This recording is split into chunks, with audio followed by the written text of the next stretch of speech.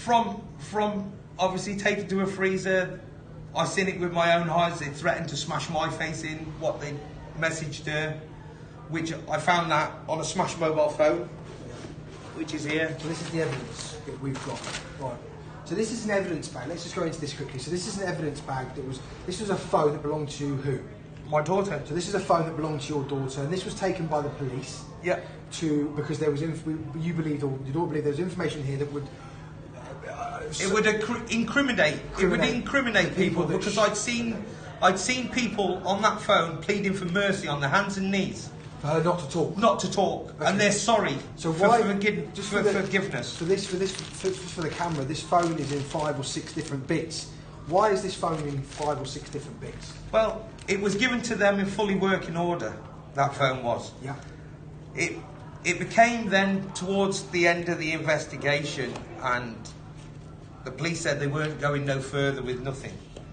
So did they say they found anything on the phone? Wait a minute. So they started to ask for exhibits back, our exhibits back. So the exhibits started to come back, no problem. They started coming. I have a new exhibit box here, exhibits in it. These are all different phones? These are all different phones. These are your daughter's phones? No, these were what were passed to her by perpetrators. Oh, really? Yeah, so these... we've got... So how many we've got? You've got... So these phones were given to her. Yeah, that phone... By the rapists. So we've got 1, 2, 3, 4, 5, 6. These are individual people giving these to her. They weren't the same person. No. So there's 6 phones, 7 phones. And were these all... There was 500 exhibits altogether. Yeah. And the police started handing these back. When I started asking questions in regards to these exhibits, like in a bag with an FST label, no examination carried out on the handset in the box, I started asking the questions about it. They stopped any exhibits coming back now. There's nothing come back ever since.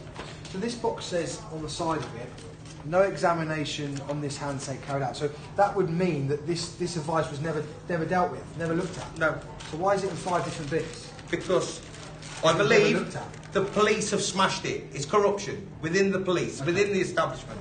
So they've made it so that this phone can't be turned on. That's it now. Now it's damaged, yeah. And I have liability met from the police for criminal damage to a mobile phone. So you actually got a prosecution? I've got liability met, but they did this. West Mercia police smashed that phone. And also, can we talk about the tape, because I know it's quite important. We've got, you probably can't see it, there's a line of sellotape across here, and from my understanding with these exhibits, tell me if I'm wrong, but once a police officer will open this bag, once they close it, they have to seal it and they have to sign it. Talk about the strip. This bag, there's a dotted line along here. Right along the very dotted line, it has been slit open and it has been sellotaped back. If you get your torch for your DNA evidence, they've even left a piece of food underneath the tape of their teeth. There is fingerprints in that bag and there's evidence there. So to them, they're trying to tell you that they had never opened this bag. They told me that. They'd never tampered with it. No. But it's clear from the rip that's there that you can see it's been opened and sellotape on the back, and the fact it's not been signed. No. So it's complete corruption. Corruption. And I should not have had an FST label in a bag. That goes to the forensics. So complete corruption from the police. Yep. So they're trying to hide something. Yep.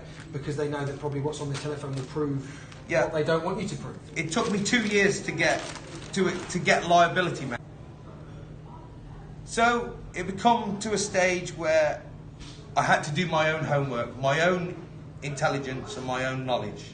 So then I built an investigation, an inquiry upon the establishment, but not only the establishment, the perpetrators. Because the perpetrators are working with the establishment. Because I go into a restaurant in Oakengates to collect my money for the work what I've done, and sat there at a table, there's a group of 6 people. Sat at this table, there's 5 of them are perpetrators. 1 of them, I don't know. He's got a dodgy left eye and a slick back grey hair. He's wearing a tartan jacket with a white shirt with it open. You remember it like it was yesterday? I stood there and I'm looking at him. And I look across at this person. I do. It's like photographic. You photograph him with your head. So one of the perpetrators now, he's noticed I'm waiting. He gets gas and he comes down and he pays me more money for the work I've done.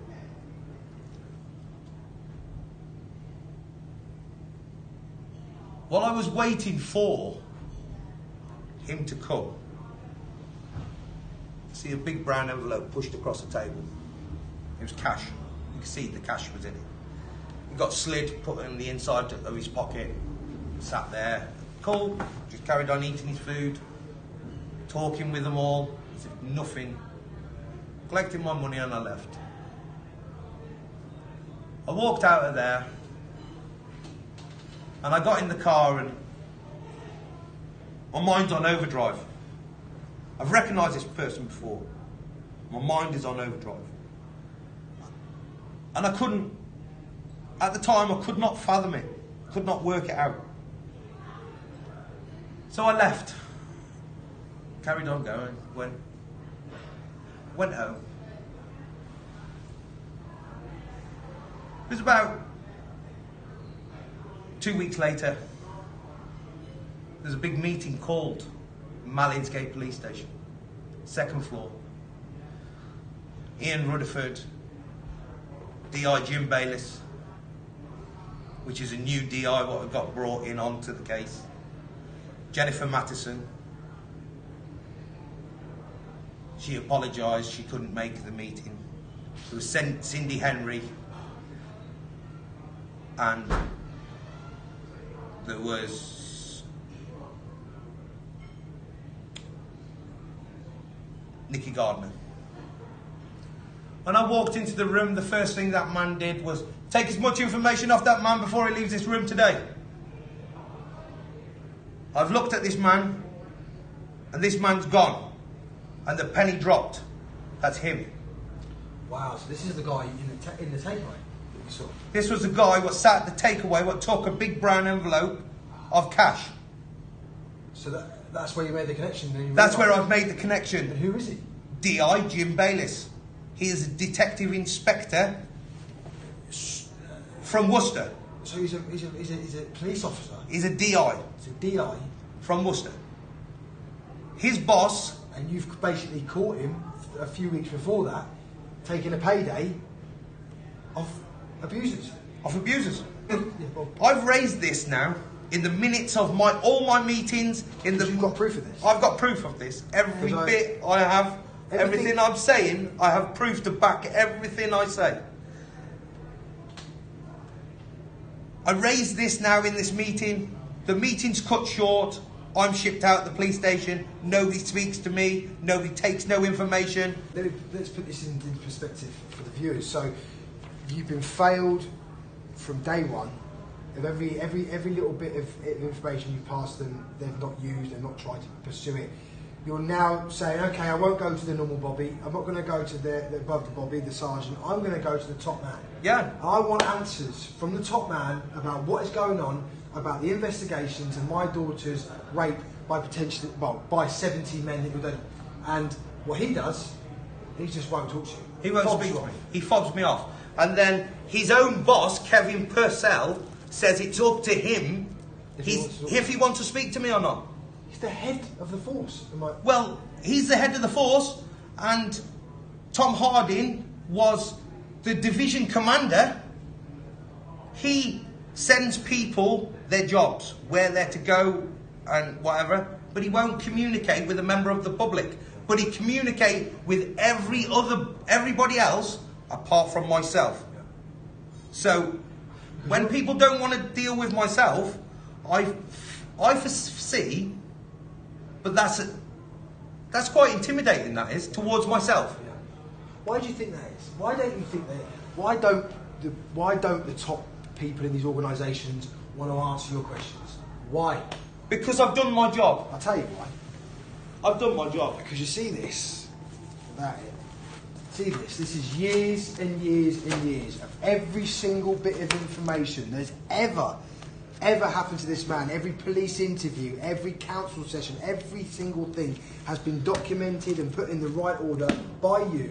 And the reason they don't want to talk to you is because they're not what they normally get. A family that don't know anything can happen. Don't ask the right questions when you are obviously asking the right questions.